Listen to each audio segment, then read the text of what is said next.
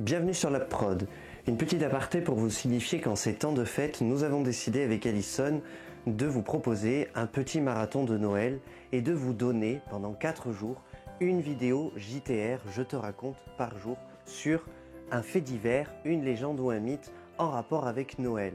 Ce sera un petit peu notre cadeau envers vous.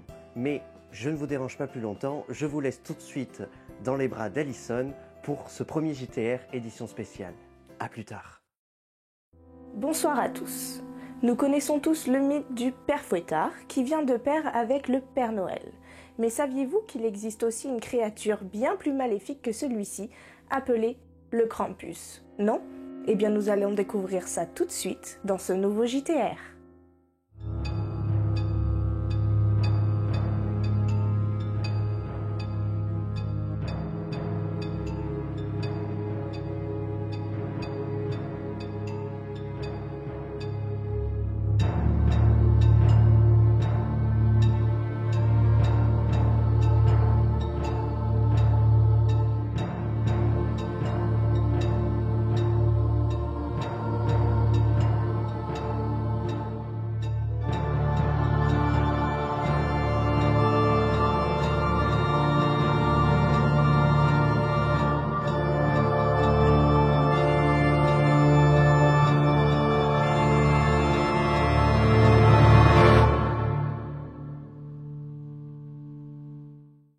Le Krampus est une créature mythique, anthropomorphe, munie de cornes. L'anthropomorphe est l'attribution de caractéristiques du comportement ou de la morphologie humaine à d'autres entités comme des dieux, des animaux, des objets, des phénomènes ou encore des idées. Il est fréquemment décrit comme une créature mi-homme, mi-bouc et mi-démon. Il fait partie de nombreux folklores européens, comme l'Autriche, l'Hongrie, l'Allemagne, la Bavière ou la République tchèque et bien d'autres encore. Le Krampus est très similaire d'un point de vue physique au diable, en effet tous deux mi-homme et mi-bouc dans cette même culture païenne. Toutefois, que ce soit d'un point de vue mythologique ou religieux, aucune preuve ne permet d'approuver leur existence. Le folklore autour du Krampus lui donne le rôle de punir les enfants ayant commis des actes malveillants pendant la période de Noël. Il est d'ailleurs associé au Saint-Nicolas, qui donc porte le même nom que cette fête homonyme. Son origine, quant à elle, reste très mal connue. Toutefois, certains anthropologues et quelques folkloristes arrivent à déterminer que celle-ci vient des arcs alpins pour une religion pré-chrétienne, voire païenne. Le premier homme à avoir déterminé ceci au cours d'une théorie est Maurice Bruce. Il l'a écrit au cours d'un article dans les années 1958. Il semble y avoir peu de doute quant à sa véritable identité, car dans aucune autre représentation on ne trouve autant de régalia du dieu cornu, ou on pourrait dire de vocation au dieu cornu, et des sorcières si bien représentées. L'arbre nommé le bouleau, abstention faite de sa signification phallique, peut avoir une relation avec les rites d'initiation de certains cercles Wicca. Cela dans des rites avec des comportements d'attachement et de flagellation comme une forme rituelle de mise à mort.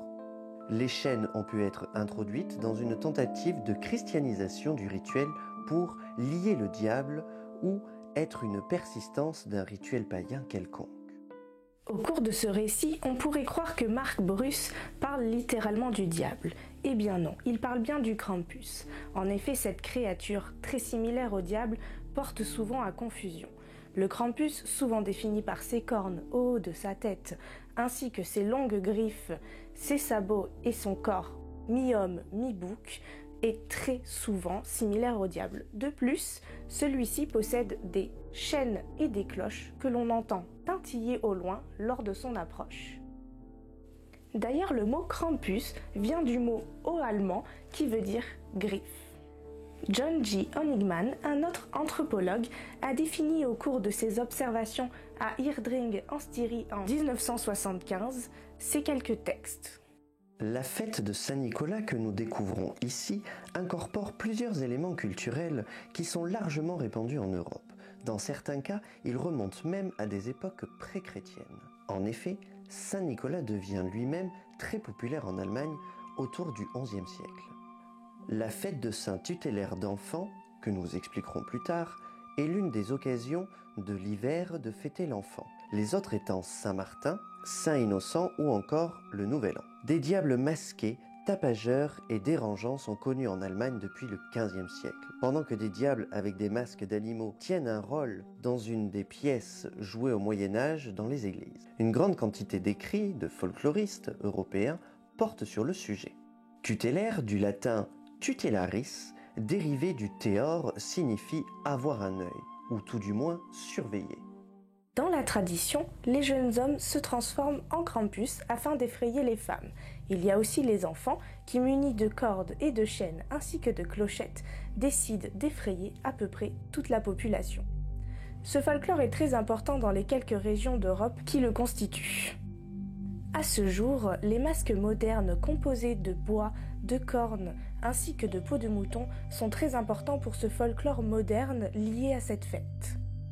À Oberstdorf, dans la partie sud-ouest de la Bavière, la tradition du Wildermann, homme sauvage, ressemble énormément au Krampus. En effet, cet homme est lui aussi vêtu de fourrure, toutefois dénué de cornes. Il effraie lui aussi femmes et enfants à travers différentes chaînes et clochettes prévenant sa présence.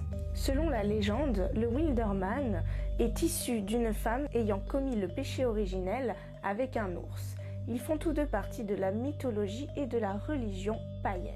Dans la littérature, le Krampus a lui aussi été cité plus d'une fois. En effet, il apparaît dans le roman de Braun et il est aussi l'un des principaux antagonistes dans le cas de Jack Sparr.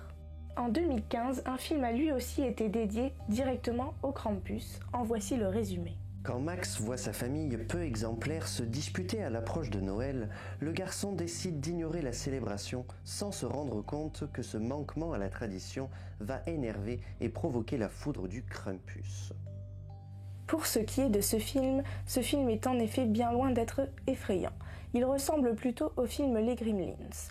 D'ailleurs, une petite divergence dans les propos et selon la légende, le Krampus à l'intérieur de ce film décide tout simplement de punir le fait de ne plus croire en l'esprit de Noël, alors que le Krampus, dans la légende, punit uniquement les actes malveillants accompagnés de Saint-Nicolas. Si vous cherchez le grand frisson, ce n'est pas le film que je vous conseille. Toutefois, l'aspect physique du Krampus a été respecté à la perfection. Muni de grandes griffes, de cornes mais aussi de sabots, cet être maléfique est alors extrêmement bien représenté. Sur ce, c'est déjà la fin de ce JTR. J'espère que ce sujet sur cette créature mythologique vous a plu et je vous dis à demain pour un nouveau JTR spécial Noël.